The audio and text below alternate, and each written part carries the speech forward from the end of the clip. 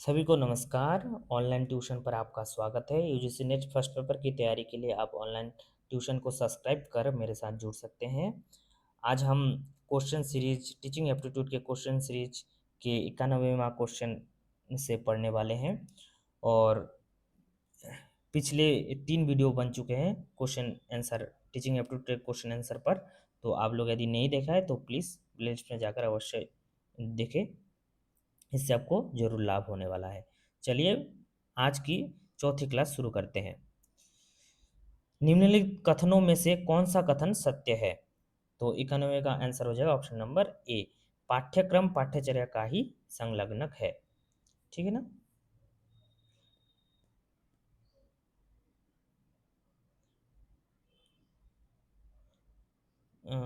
92 कहाँ है? हाँ, 92 है। एक अच्छे शिक्षक में सबसे महत्वपूर्ण गुण क्या होना चाहिए? बताइए। तो 92 का आंसर हो जाएगा ऑप्शन नंबर ए, विषय का अच्छा ज्ञान होना चाहिए। देखो, वैसे तो ये सारे गुण जो है उसके अंदर बाकी गुण भी होने चाहिए, लेकिन इसमें कहा है सबसे महत्वपूर्ण, मतलब इन सभी गुणों में सबसे अच्छा गुण, सबसे बढ़िया कौन सा होना चाहिए? तो विषय का अच्छा ज्ञान, ये इन सब में सबसे ऊंचा ऊंचा मतलब बढ़िया है। फिर एक संसाधन शिक्षक रिसोर्स टीचर के शिक्षण में आने वाली सबसे महत्वपूर्ण चुनौती क्या होती है? तो इसका उत्तर हो जाएगा ऑप्शन नंबर डी, शिक्षक के साथ पाठ्यक्रम की गतिविधियां। है ना? फिर राष्ट्रीय शैक्षिक अनुसंधान और प्रशिक्षण परिषद की स्थापना किस वर्ष हुई थी? मतलब है कि NCERT, है ना। तो इसकी स्थापना किस वर्ष हुई थी?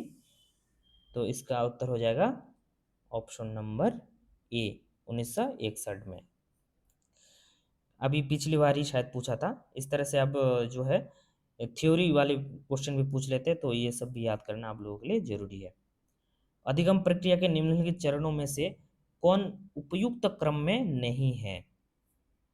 उपयुक्त क्रम में नहीं है अधिगम प्रक्रिया के चरण।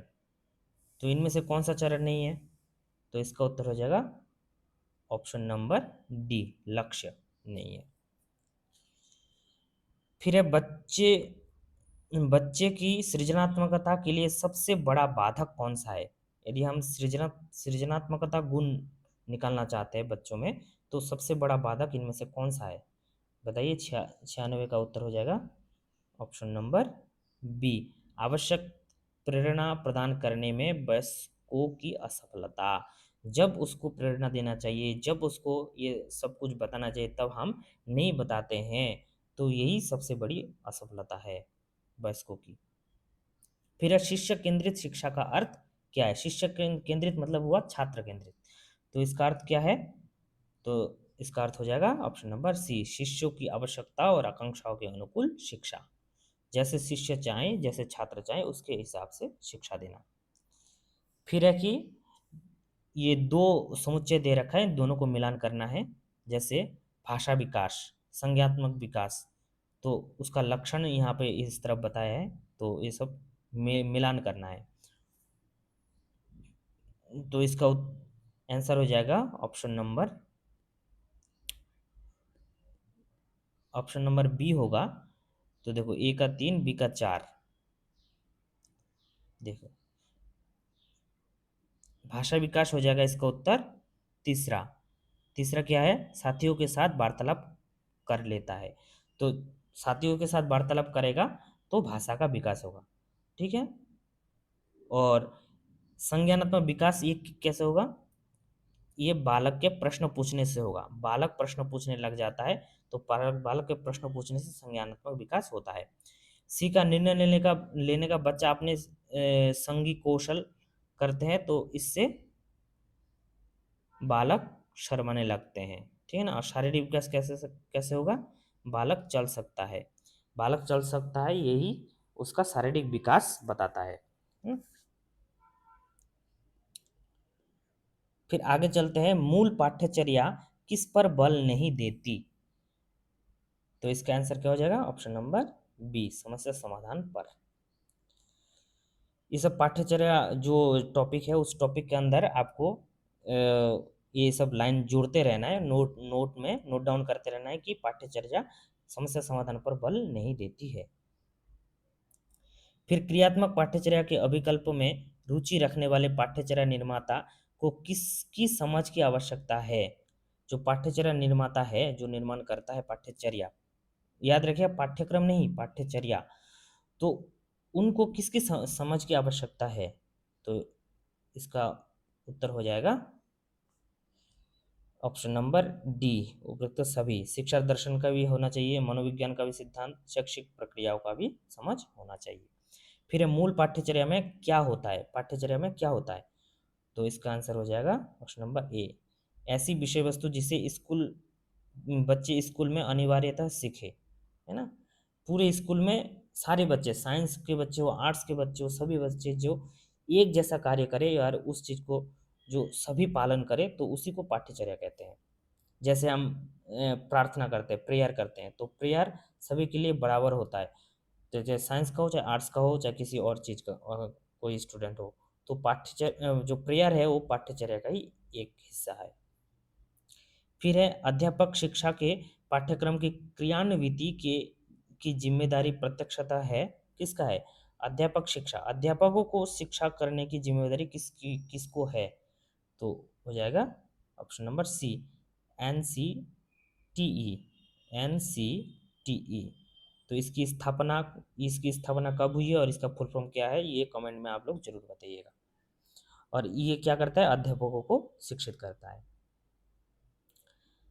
आगे चलते हैं, विधिया और सहायक सामग्री पर से आधारित प्रश्न है आगे। निम्नलिखित में से किस स्थिति में सूक्ष्म शिक्षण सबसे अधिक प्रभावी होता है? सूक्ष्म शिक्षण प्रभावी किस स्थिति में होता है, ये पूछ रहा है। तो इसका आंसर हो जाएगा ऑप्शन नंबर ए, शिक्षण अभ्यास की तैयारी के दौरान। देखिए ये दिसंबर 2009 में भी आ चुका है। फिर है कि निम्नलिखित में से किस कक्षा या कक्षाओं के विद्यार्थियों के लिए सूक्ष्म शिक्षण सबसे अधिक उपयोगी है? सूक्ष्म शिक्षण उपयोगी किस कक्षाओं के लिए है, बताइए। तो ऑप्शन नंबर डी, प्राथमिक और उच्च दोनों कक्षाओं के लिए होता है। फिर है निम्नलिखित में से किस विश्वविद्यालय ने 1961 में सूक्ष्म शिक्षण की अवधारणा को प्रतिपादित किया था? अब सूक्ष्म शिक्षण की अवधारणा को किस विश्वविद्यालय ने प्रतिपादित किया था, ये पूछ रहा है। तो इसका आंसर हो जाएगा स्टैनफोर्ड विश्वविद्यालय ने। ठीक है। फिर आगे है, निम्नलिखित में से अनुदेशात्मक प्रक्रिया किस शिक्षण प्रतिमान का मुख्य घटक है? अनुदेशात्मक प्रक्रिया बताइए।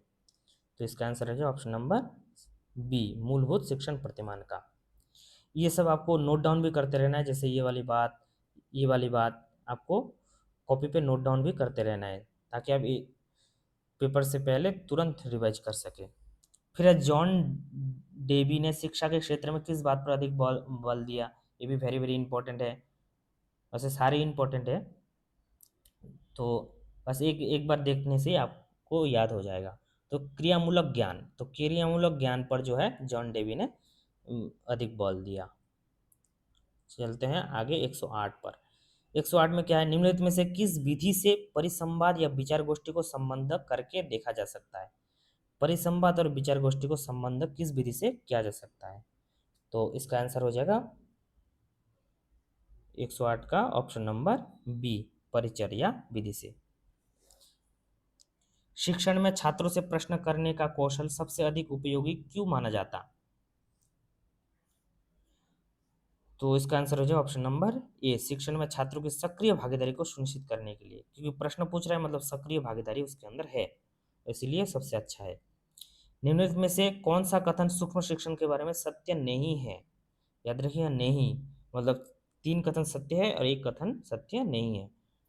तो आंसर हो जाएगा ऑप्शन नंबर ए, यह एक शिक्षण विधि है, बिल्कुल नहीं। ठीक है ना।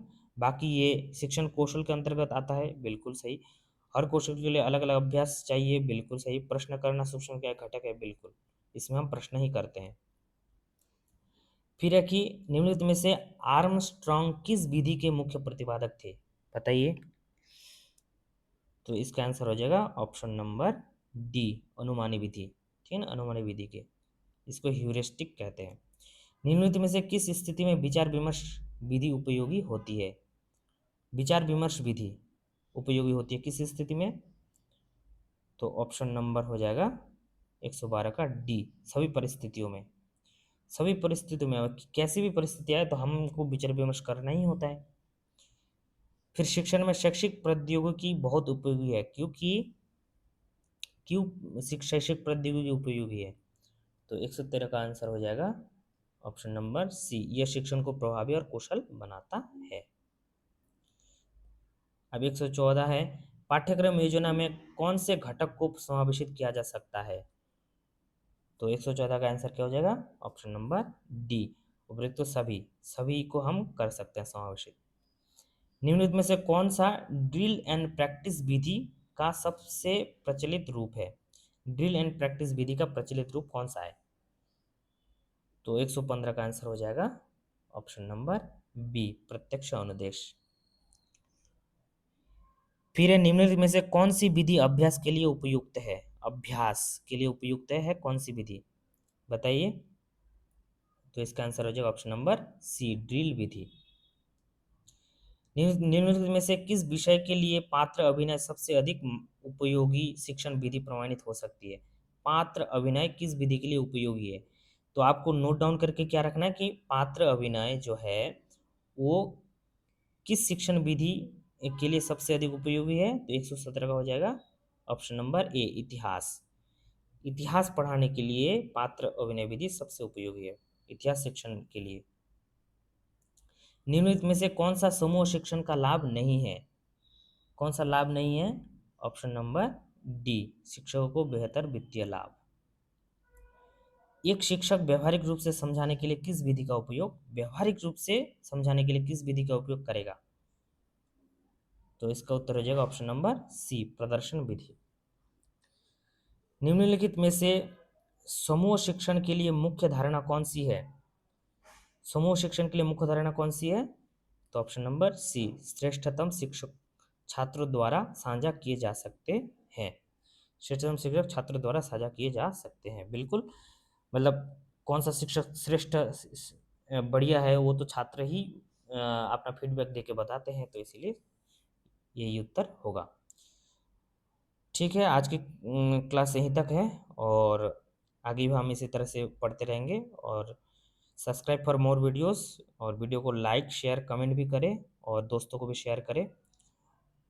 और यहाँ तक बने रहने के लिए आपका बहुत बहुत धन्यवाद।